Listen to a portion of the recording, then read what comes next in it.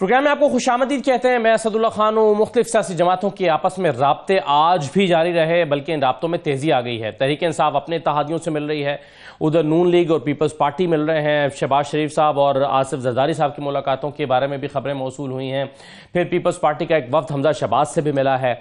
दोनों तरफ से अपने अपने एजेंडाज को लेकर या अपने अपने टारगेट्स को लेकर काम हो रहा है। जाहिर है तहरीक इंसाफ का टारगेट यह है कि जल्द अज जल्द असम्बलियाँ तहलील कर दी जाएँ, और दूसरी तरफ अपोजिशन का हदफ यह है कि इन असम्बलियों को तहलील ना होने दिया जाए। अब इसके लिए जो हिकमत अमली बनाई जा रही है उसका वो शायद एक दो दिन में हमारे सामने आ जाएगी, क्योंकि तहरीक इंसाफ का कहना भी यह है कि जुम्मे और हफ्ते को जो पार्लिमानी पार्टियों के इजलास बुलाए गए हैं उसमें हातमी मुशावरत हो जाएगी। और दूसरी तरफ आज अता तारड़ साहब ने कहा है एक अहम मीटिंग के बाद कि एक दो दिन में हिकमत अमली सामने आ जाएगी। अब वो हिकमत अमली क्या है और क्या हमारे सामने आने जा रहा है, बड़ा अहम सवाल है। कल इलेक्शन कमीशन के तर्जुमान ने यह बयान दिया था कि अगर असम्बलियाँ तहलील होंगी तो आइन के मुताबिक 60 दिन में इलेक्शन हो जाएंगे, लेकिन उनको ये बयान देने पर आज उनके ओहदे से हटा दिया गया और उनको कहा है कि कैबिनेट डिवीजन में वो जाकर रिपोर्ट करें और कैबिनेट विंग में जाएं और वहाँ रिपोर्ट करें हारून शनवारी साहब को। उन्होंने ऐसा क्या गलत बयान दिया था और उनका बयान किसकी पॉलिसी से हटकर था, और अगर उनका बयान गलत था तो क्या और कोई ऑप्शन भी है कि अगर असम्बलियाँ तहलील होती हैं तो इलेक्शन कमीशन आइन में लिखे इस तरीकाकार के अलावा कोई और ऑप्शन भी इख्तियार कर सकता है जिसकी वजह से इस बयान को गलत समझा गया है। तो इस पर भी हम बात करेंगे। आज के प्रोग्राम में हमारे साथ रियाज फतेहाना साहब मौजूद हैं, पाकिस्तान तहरीक इंसाफ के सीनियर रहनुमा। बहुत शुक्रिया रियाज फतेहाना साहब, खुशामदीद। जफर हिलाली साहब हमारे साथ मौजूद हैं, सीनियर तर्जकार हैं, और सेनेटर बहरामन तंगी साहब हमें ज्वाइन कर रहे हैं, पाकिस्तान पीपल्स पार्टी के रहनुमा और सेनेटर। मैं अता तारड़ साहब का बयान सबसे पहले आपको सुनवाना चाहता हूँ, जो आज उन्होंने ये इंकशाफ किया है कि तहरीक इंसाफ के बहुत से अराकीन उनके साथ राब्ते में हैं और वो चाहते हैं कि असम्बलियाँ अपनी मुद्दत पूरी करें और ये असम्बलियाँ तोड़ी ना जाएं। जरा देखिए क्या कहा है या क्या दावा किया है अता तारड़ साहब ने। पंजाब असेंबली के मेंबरान बिलखसूस जिनका ताल्लुक हुकूमत से है उनमें इस्तराब पाया जाता है और वो असेंबलियों को तहलील करने के हक में नहीं हैं। बहुत सारे लोग हमारे साथ भी राब्ते में हैं। तहरीक इंसाफ की जो पार्लिमानी पार्टी है वो मुख्तलिफ ग्रुपों की शक्ल इख्तियार कर चुकी है। सबका मौकफ एक ही है कि पंजाब असेंबली को अपनी जो आईनी मुद्दत है वो मुकम्मल करनी चाहिए। हम ये चाहते हैं कि अवामी मैंडेट पे कोई डाका ना डाला जाए। जो गवर्नमेंट के बेंचेस पे बैठे असेंबली हैं उनसे रवाबित को तेज करने का भी आज फैसला हुआ है। तमाम इत्तेहादी पार्टियां आपस में मिलकर अगले लाहे अमल का एक आधे रोज में ऐलान करेंगी इंशाल्लाह। रियाज फतेहाना साहब, क्या पाकिस्तान तहरीक इंसाफ में ऐसे एमपीएस भी हैं खैबर पख्तूनख्वा या पंजाब में बैठे हुए जो समझते हैं कि नहीं इस वक्त असम्बलियां टूटनी नहीं चाहिए, इससे नुकसान हो जाएगा, और वो जो अपोजिशन में खास तौर पर पंजाब में हैं लोग वो ये दावा कर रहे हैं कि तहरीक इंसाफ के एमपीएस हमसे राब्ते में हैं, तो क्या इस बात का इम्कान मौजूद है कि आपके कुछ लोग जाके उनसे मिल जाएं ताकि असेंबली ना टूट सके? देखें, ये सारे बयानात दरअसल इनकी बौखलाहट, घबराहट, बेचैनी, हिजान शो कर रहा है जो पीडीएम के रैंक्स में फैला हुआ है। इमरान खान ने 26 नवंबर को जो कार्ड खेला है रावलपिंडी में वो इनके होशो हवास उड़ा चुका है। ये हो ही नहीं सकता। हमारे रैंक्स में मुकम्मल इत्तेहाद है और इस पे फैसला दे चुकी है अदलिया भी कि कोई शख्स अगर पार्टी की लाइन से हट कर वोट कास्ट करता है तो वो डी सीट हो जाता है, जिसका एक रद्द-ए-अमल आपने देखा। और 17 जुलाई को फिर सारे लोटे हारे और पाकिस्तान तहरीक इंसाफ के लोग जीते। इसलिए कोई ऐसी किसी ज़हन में भी सिरे से है ही नहीं। और अरकान असम्बली आज यूनाइटेड है, मुकम्मल इकट्ठे हैं, इमरान खान की क़यादत में खड़े हुए हैं। जो भी कायद का फ़ैसला होगा सारे उस पर सारे तस्लीम खम करेंगे। अभी ये इजलास आ रहा है, सब लोग इस्तीफ़े देने को तैयार हैं, इस्तीफ़े भी देने को तैयार हैं, और दोनों वज़ीर आला बयानात दे चुके हैं कि वो फिल फौर असम्बली डिज़ोल्व करने के लिए भी तैयार हैं। जब असम्बली डिज़ोल्व होगी आइन के तहत जी, तो 90 डेज 90 दिन के पंजाब ने बिलखुसूस ये स्टेटमेंट उनके वीडियो बयान भी आ गया, लेकिन इसके बावजूद आज कुछ खबरें कुछ जगहों से ये भी आई हैं हमारे सामने कि परवेज़ इलाही साहब इमरान खान साहब को कन्विंस करने की मुलाकात में अगले 24 घंटे में एक मुलाकात अहम मुतवक्का है और उसमें वो ये कन्विंस करने की कोशिश करेंगे कि अभी असम्बलियाँ ना तोड़ी जाएँ। तो ये भी इम्कान है, यानी एक सेकेंड थाट भी परवेज़ इलाही साहब को आ रहा है? ऐसी कोई बात नहीं है, वो खुला बयान मीडिया में दे चुके हैं। और दूसरा ये चीज़ें अभी तय होनी है बहुत सारी कि कौन सी तारीख पर, क्योंकि सारी चीज़ें देखनी है, हिकमत अमली तय करनी है, अपनी तैयारी भी हमने करनी है। और बहुत सारे इश्यूज़ हैं जिसको हमने गौर खौज करना है। एक असूली फ़ैसला हो चुका है कि हमने असम्बली डिज़ोल्व करनी है, और अब कब करनी है, किस तारीख को करनी है, तो ऑब्वियसली उस पर गौर व फिक्र होगा। वो चंद रोज़ आगे पीछे, चंद हफ्ते भी आगे पीछे हो सकता है, लेकिन इस पे दो राय नहीं है कि इसमें से कौन से ऐसे पहलू हैं और फतियाना साहब जिन पर आप समझते हैं कि असेंबलियां तोड़ने का ऐलान करने से पहले गौर करना जरूरी है? वो 3-4 बड़े अहम पहलू कौन से हैं जो आपके पेश नजर है? देखें, इस पे कानूनी, आइनी, सियासी सारे पहलुओं को देखना ज़रूरी होता है, और हमारी लीगल टीम इस पे मशावरत कर रही है, क्योंकि ये ख़दशा भी हो सकता है कि पीडीएम अदालतों में इस फैसले को चैलेंज कर दे, हालांकि उसकी कोई हैसियत नहीं होगी, क्योंकि आइनी तौर पर सवाबदीद है वज़ीर आला की। और अगर मसलन बड़ी तादाद में इस्तीफ़े आ जाते हैं स्पीकर के पास, दोनों स्पीकर के पास, खैबर पख्तूनख्वा और पंजाब में, तो वज़ीर आला के पास माकूल जवाज़ मौजूद है। इन हालात में हुकूमत नहीं चल सकती, ना सूबा चल सकता है। मैं असम्बली तोड़ने जा रहा हूँ, और उसके साथ हमने ये भी तय करना है कि आगे ऑब्वियसली उम्मीदवार खड़े करने हैं, उनके लिए टिकटों के फैसले करने हैं, तो पार्लिमानी बोर्ड बनाना है। इन चीज़ों पर थोड़ा सा टाइम हमें चाहिए होगा। आप ये कह रहे हैं कि कल अगर ये मामला कोर्ट ऑफ लॉ में जाता है और उसको चैलेंज किया जाता है कि असेंबली गलत तोड़ी गई है, तो आपके पास सबसे बड़ा आर्गुमेंट ये होगा कि जनाब हम क्या करते हैं, हमारे पास इतनी बड़ी तादाद में इस्तीफे आ गए थे इसलिए असेंबली तोड़ दी। ये आर्गुमेंट को आप अपनी सेफ साइड के लिए आप ये आर्गुमेंट रख रहे हैं अपने लिए? जी, ऐसा हो सकता है, और मेरा ख्याल है कि ये आज तक तो पीडीएम की मांग थी फौरी इंतखाबात। जब हम इंतखाबात की बात करते हैं, ये चारपाई के नीचे छुप जाते हैं। इनको छुपने की क्या ज़रूरत है? आए ना आवाम में फेस कर लें। 17 जुलाई और फिर 16 अक्टूबर को कौम फैसला कर चुकी है 75% वोट हमें देकर, वो भी ख़ास तौर पर पंजाब में, हत्ता के लाहौर में। अब ये तो साबित हो गया कि पंजाब और लाहौर पाकिस्तान तहरीक इंसाफ का अकेला है, और हम अगली हुकूमतें 3/4 अक्सरियत से वफाकी सूबाई बनाने जा रहे हैं, और इसमें कोई दो राय नहीं है। अपोजिशन को चाहिए जो हमारे सूबों में है कि इस फैसले को तस्लीम करें। बाकी उनको हक़ है, अदालतें जाएं, अदालतें भी आइन और कानून से मारवा तो फैसला नहीं कर सकती, ना अवाम की सोच के ख़िलाफ़ और ना आइन से बाहर हट कर सकती हैं। और हम तो पाकिस्तान के आइन के अंदर रहते हुए सारे फैसले करने जा रहे हैं।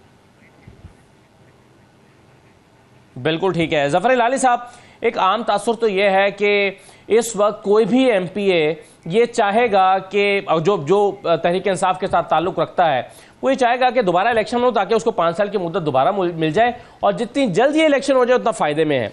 मुनीस इलाही भी यही समझते हैं कि जितनी जल्द इलेक्शन होंगे उतना अच्छा मैंडेट मिलेगा।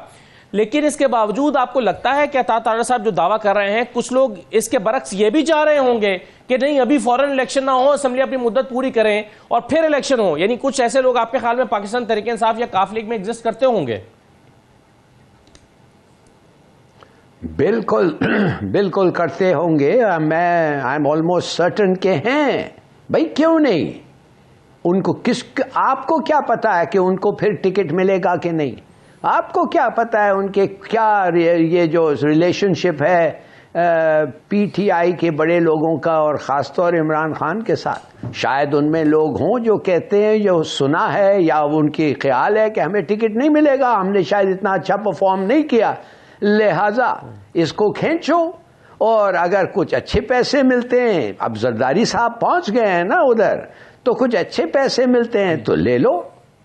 दूसरे लोग जो हैं वो ये हैं कि वो सिर्फ और सिर्फ पॉलिटिक्स में क्यों आए हैं भाई?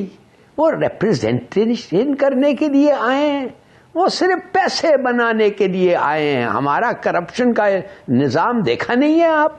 ऑफ कोर्स सिर्फ और सिर्फ पैसे के लिए आए हैं। तो वो भी कहेंगे कि टिकते रहो, लेते रहो जो प्रिविलेजेस और पर्क्स है, उसके बाद पैसे अगर अच्छे मिलते हैं वो लेके अलग हो जाओ। बिल्कुल हो सकता है। हु कैन से कि हर आदमी इनका जो है वो ईमानदार है, शेम वो क्या कहते हैं, ऑनरेबल आदमी है। बहुत सारे हैं जो शेमलेस हैं।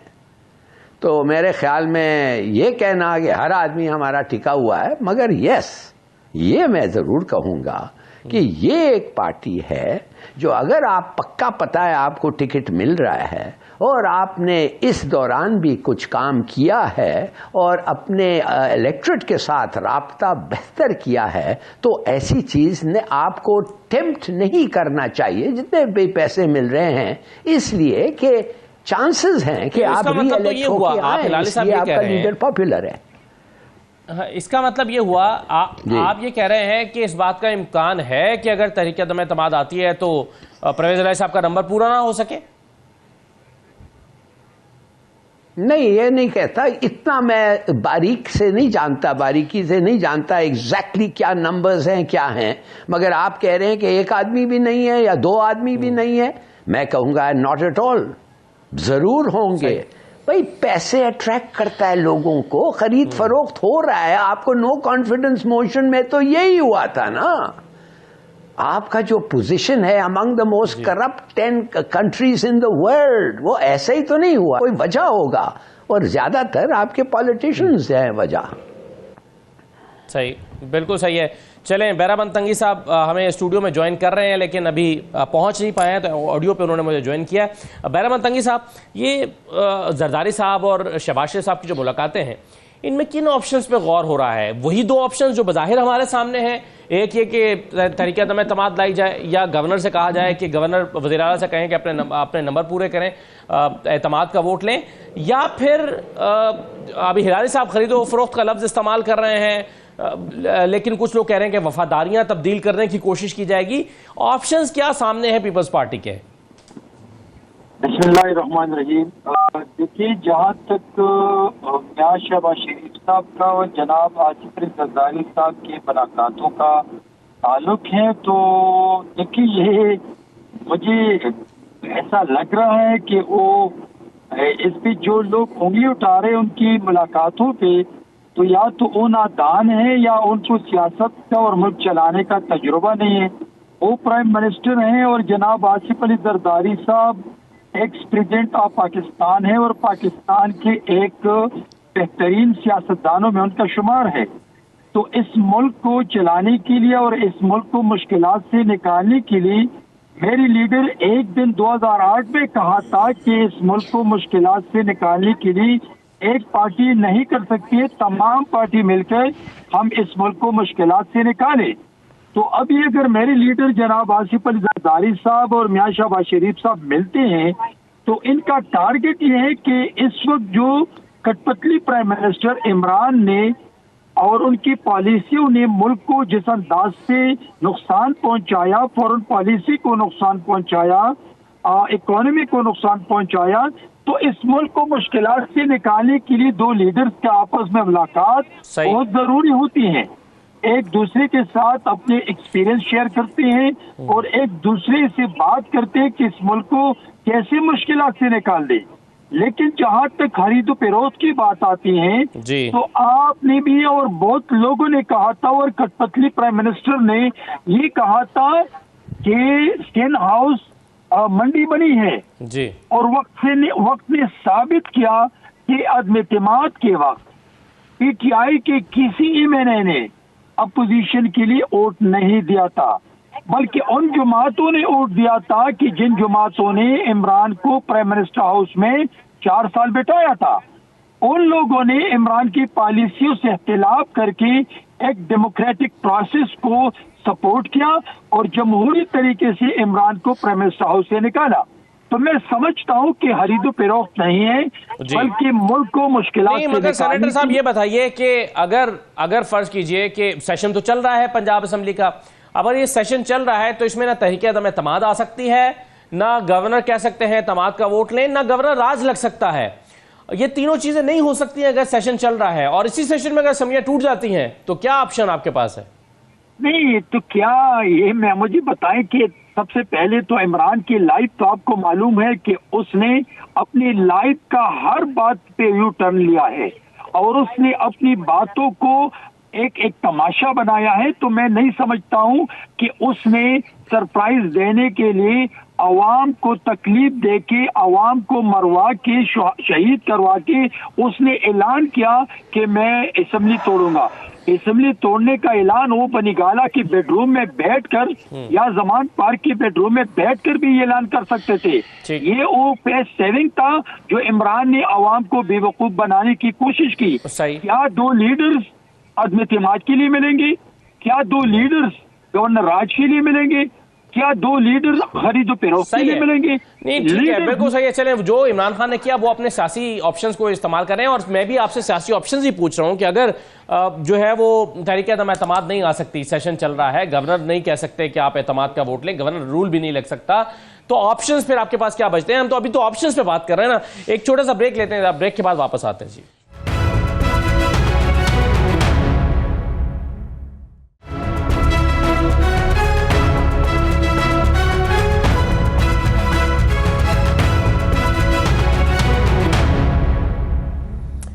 ब्रेक के बाद आपको दोबारा खुशामदीद कहते हैं। रियाज फतेहाना साहब, आपने गुफ्तगू सुनी है कि जो आसिफ जरदारी साहब है वो मीटिंग्स कर रहे हैं, अपने ऑप्शंस इस्तेमाल कर रहे हैं, और बहुत सारे लोग ऐसे हैं, और अभी हिलाली साहब भी कहते हैं कि बहुत सारे लोग ऐसे हैं जो हो सकता है कि ना चाहें कि असेंबलियां टूटें, और हो सकता है कि उनको लगता हो कि उनको इमरान खान दोबारा टिकट नहीं देंगे। तो ऐसी सूरत में आप ये रिस्क मोल लेंगे क्या कि नंबर गेम जो है वो बिल्कुल उलट जाए और अक्सरियत हासिल हो जाए अपोजिशन की जमातों को? देखें, इससे पहले आपने देखा वफाकी सूबाई हुकूमतें इनकी थी। 17 जुलाई के 75% रिजल्ट के बाद जब नया चुनाव हुआ जिसमें प्रेजलाई साहब वज़ीर आला बने हैं और हमजा शहबाज साहब उसको में उन्हें शिकस्त हुई है, उसमें दोनों हुकूमतों के बावजूद हमारा एक मेंबर भी ये नहीं तोड़ सके। एग्जैक्ट हमारे जितने मेंबर थे सारे उसमें आए, उन्होंने वोट डाला, सिवाय एक मेंबर हमारा मुल्क से बाहर था, वरना वो भी शायद आ जाता। और बुनियादी तौर पर यह साबित हुआ कि पाकिस्तान तहरीक इंसाफ मुत्तहिद है, यूनाइटेड है, और फिर ऐसी पार्टी जिसका टिकट इंतहाई इम्पॉर्टेंट है, अवाम की सोच इसके साथ है। सबसे बड़े जलसे हमने किए हैं, PDM मिल के भी इतना बड़ा जलसा नहीं आज तक कर सकी। अवाम की सोचें हमारे साथ खड़ी हुई हैं, जहाँ भी इलेक्शन होता है हम जीतते हैं। तो ऐसी पार्टी को छोड़कर कोई जाएगा तो बेवकूफ़ ही होगा।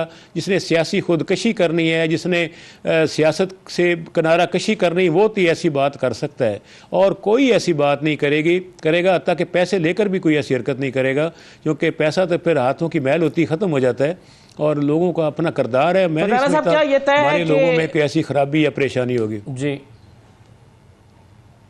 फतेह साहब, क्या ये तय है कि ये सेशन चल रहा है, इसी सेशन में जो फैसला होना है वो होना है? अगर असेंबलियां तोड़नी है तो इसी सेशन में तोड़ देंगे? जी, मैंने अर्ज़ किया असम्बली का सेशन चल रहा है।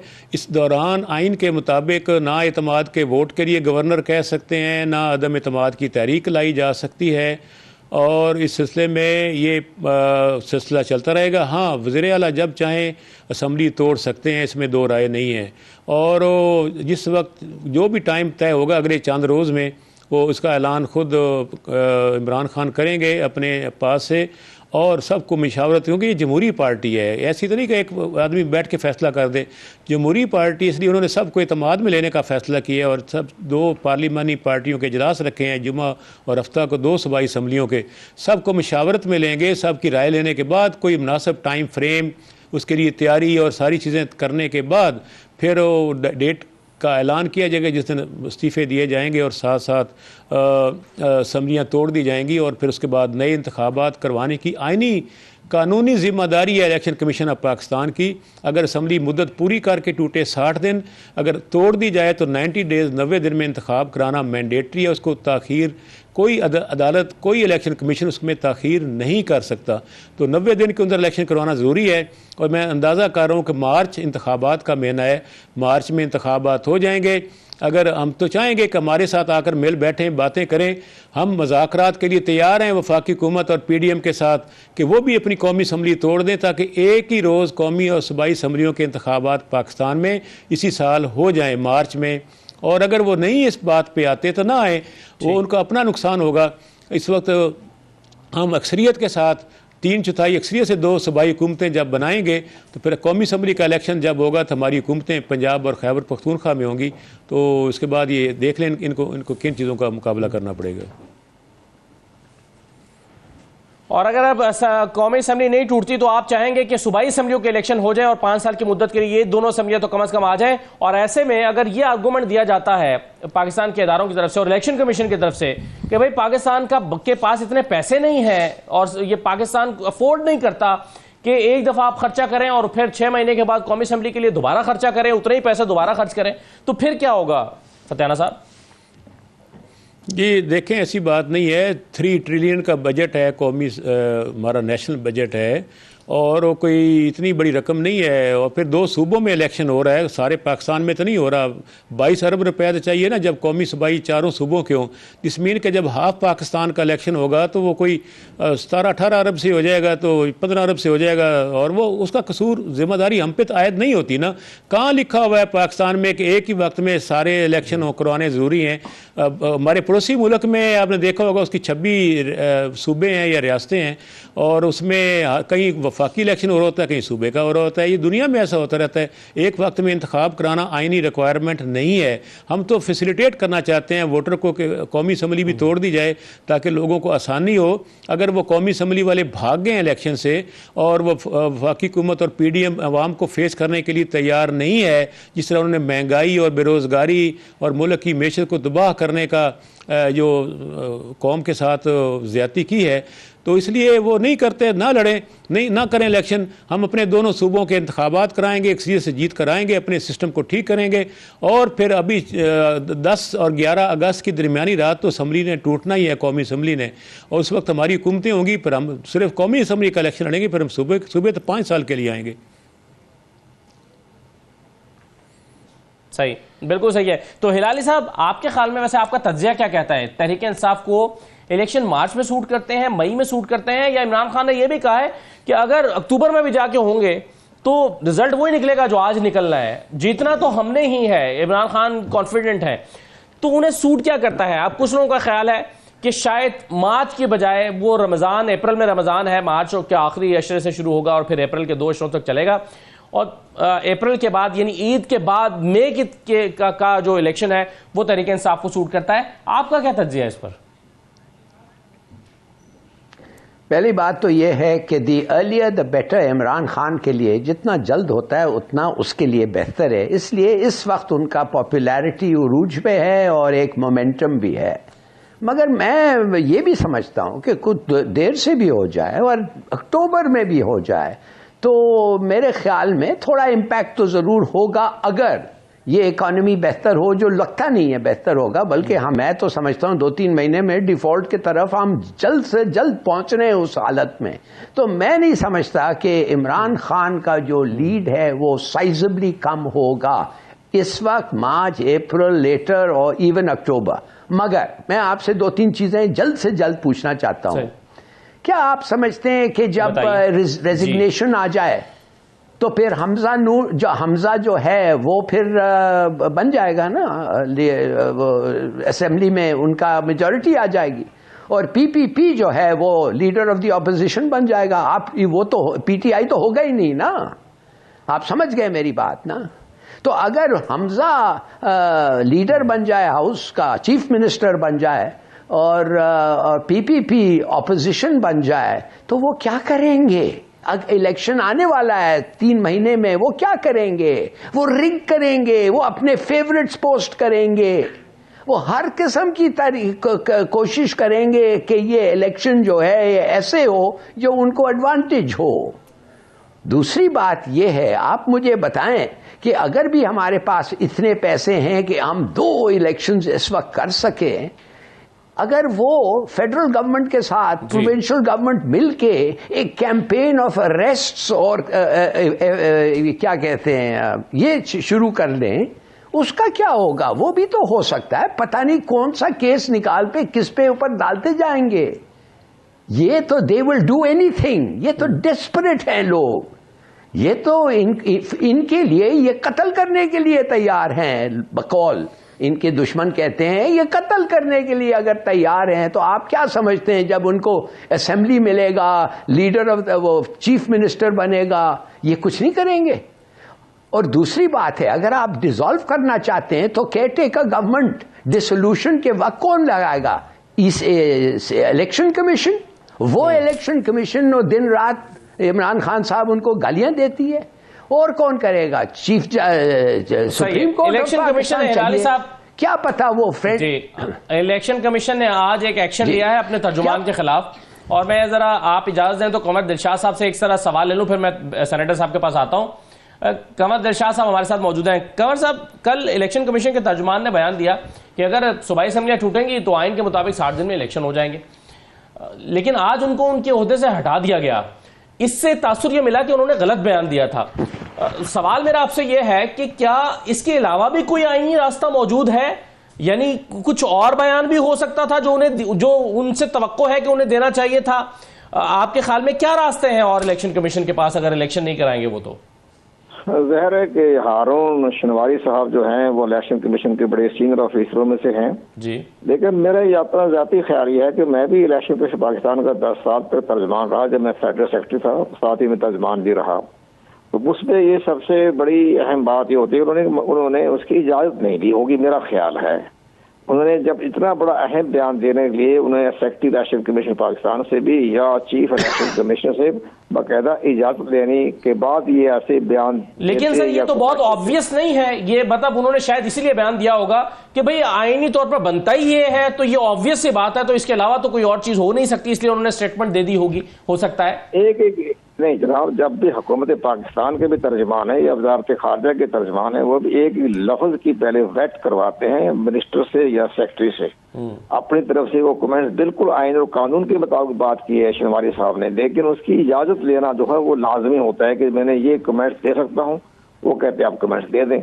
तो वो इस लिहाज से मेरे ख्याल को अपना अंडर डिसिप्लिनरी एक्शन हो गया कि इजाजत ना लेने की वजह। बहरहाल जहाँ तक उनकी बात है वो तो मेरा अपना ज़ाती ख्याल ये है, और हम भी टीवी पर ये बार बार कह रहे थे कि अगर ये ज़िमनी इंतखाबात होते हैं तो इलेक्शन कमीशन ज़िमनी इंतखाबात करवाने का मजाज है, अगर इस्तीफे देते हैं तो ये मंजूर करवाते हैं स्पीकर, और अगर ये असम्बलियाँ डिज़ाल्व हो जाती हैं, तहरील हो जाती हैं, तो फिर इलेक्शन कमीशन आइन के आर्टिकल 224 के तहत 90 दिन में इंतखाब कराने का मजाज है। आइनी और कानूनी तौर पर तो शनवारी साहब के लफ्ज दुरुस्त हैं, लेकिन मसला ये था लेकिन चूंकि परमिशन लेना बड़ा जरूरी है। क्या इलेक्शन कमीशन के इख्तियार में इसके अलावा भी कुछ है कि वो 90 दिन में इलेक्शन ना कराए? अगर पंजाब असम्बली और खैबर पख्तूनख्वा सिर्फ 2 असम्बलियां तहलील हो जाती है, कौमी असम्बली बरकरार रहती है, सिंध और बलूचिस्तान बरकरार रहती है, 2 असम्बलियां टूट जाती हैं, तो इलेक्शन कमीशन इसके अलावा कुछ और भी उसके पास रास्ता है कि वो इलेक्शन ना कराए 90 दिन में?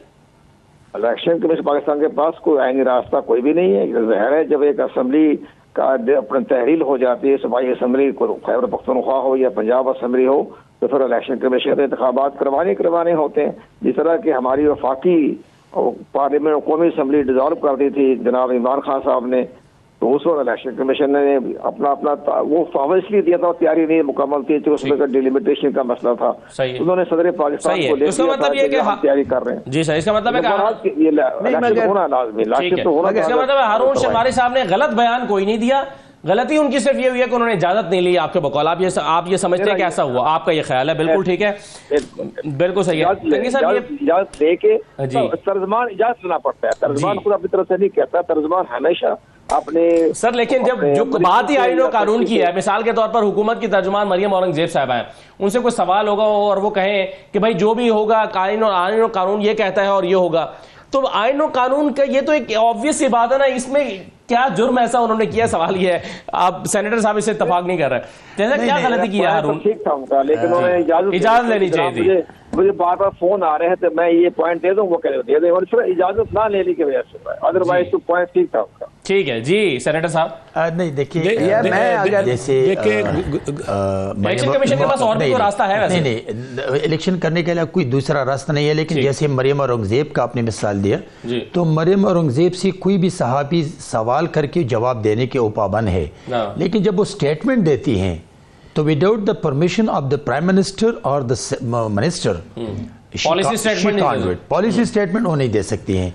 पॉलिसी स्टेटमेंट वो पूछ के इजाज़त लेके देते हैं। तो मेरे ख्याल में मैं सेक्रेटरी साहब से मुतफिक हूँ कि उसने स्टेटमेंट सही दी है, लेकिन आई थिंक कि उसने परमिशन नहीं ली है, तो ये इसी वजह से हुआ। लेकिन आपके ख्याल में भी इलेक्शन कमीशन के पास कोई और रास्ता नहीं होगा? जब असेंबलियां टूट जाएंगी तो 90 दिन में इलेक्शन होंगे। कोई रास्ता नहीं है अभी। अगर तो आप नहीं अपना सकते हैं ना, आप डेमोक्रेटिक प्रोसेस को आगे ले जाके, तो डेमोक्रेटिक प्रोसेस में यही रास्ता है इलेक्शन करवाना। सही है। और अच्छा ये बताएं मुझे, अभी पहले भी बात हो रही थी, ये पहली ही ऑपोजिशन है जो चाहती है कि नहीं इलेक्शन ना हो या असेंबलियां ना टूटे, वरना तो हर ऑपोजिशन की ख्वाहिश होती है कि हुकूमत नाकाम हो गई है, हुकूमत परफॉर्म नहीं कर रही, हुकूमत ने तबाह कर दिया है, सलाब रो रहे हैं। तो ऐसे में तो आपको चाहिए कि इस हुकूमत को अगर घर जा रही है जाने दें और आप आकर मुंतखब होकर आए ताकि अवाम का भला करें। कुछ कौन सी हुकूमत की बात करें? पंजाब हुकूमत की। यार देखिए मेरी बात सुने, पंजाब हुकूमत की, देखिए ये मुल्क आपका भी है, मेरा भी है, सबका है, और जो सियासत करते इस मुल्क हम ये करते हैं।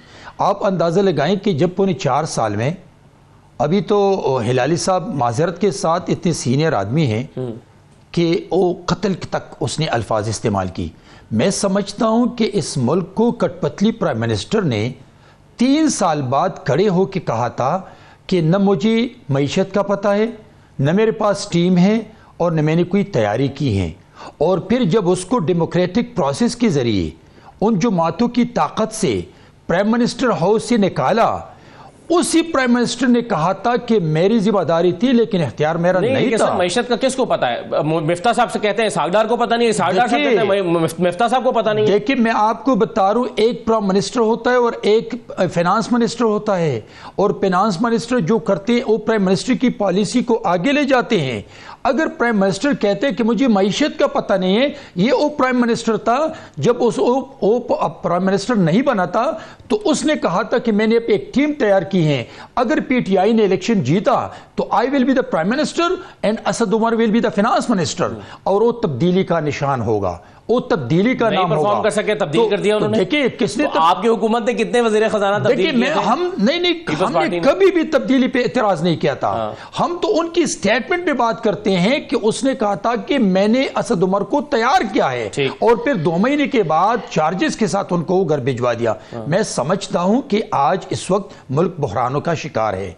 आज फ्लड ने पूरे मुल्क को डबो दिया, आज इकोनॉमी तबाही के दहाने पहुंचा दिया कठपुतली ने, आज एक दफा फिर दहशतगर्दी ने सर उठा के रखा है। तो मैं आपको से पूछना चाहता हूं कि इस मुल्क की इकोनॉमी को मजबूत करने के लिए तो मौजूदा हुकूमत इत्तेहादियों ने तो अपनी सियासत कुर्बान की।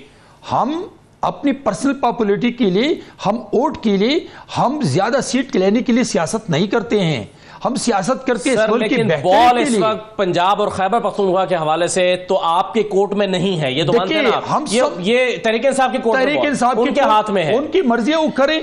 अगर अनडेमोक्रेटिक एटीट्यूड अपनाते हैं तो बेशक करें, लेकिन डेमोक्रेटिक कैसे होगा असेंबली तोड़ना? ये देखिए मैं आपको बता रहा हूं यार, ये जो अभी तक इमरान को जिस दिन से निकाले वज़ीर आज़म हाउस से, अभी तक आज तक परसों रात तक उसने जो स्पीच की है, ये कोई एक्स प्राइम मिनिस्टर की शान है क्या? ये प्राइम मिनिस्टर की उस कुर्सी की शान है?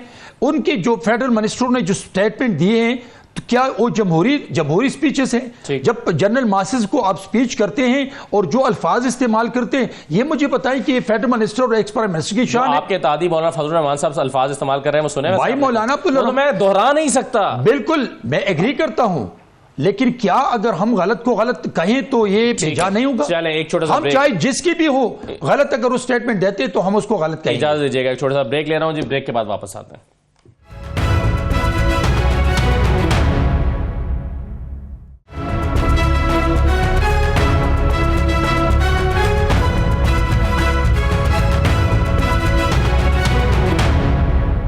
ब्रेक के बाद दोबारा खुशामदीद कहते हैं। अभी रियाज फतेहाना साहब, आपने सेनेटर बैरामन तंगी साहब की गुफ्तगू सुनी है, वो ये कह रहे हैं कि ये अनडेमोक्रेटिक है जो कुछ होने जा रहा है, और इमरान खान जो गुफ्तगू कर रहे हैं ये एक्स प्राइम मिनिस्टर की गुफ्तगू नहीं है, इस तरह नहीं डील किया जाता। पाकिस्तान के बहुत संजीदा मसाइल हैं, मुआशी मसाइल हैं, पाकिस्तान मुख्तलिफ तरह के बहरानों में घिरा हुआ है, तो जो रास्ता आप सियासी तौर पर इख्तियार कर रहे हैं ये पाकिस्तान के मुफाद में नहीं है। कैसे डिफेंड करेंगे आप इन एक्शंस को? देखिए फतेहाना साहब, गुजारिश ये है कि देखें, हमारी तहरीक यही है कि हकीकी आज़ादी। अभी तक पीडीएम ज़हनी गुलामी से आज़ाद नहीं हुई।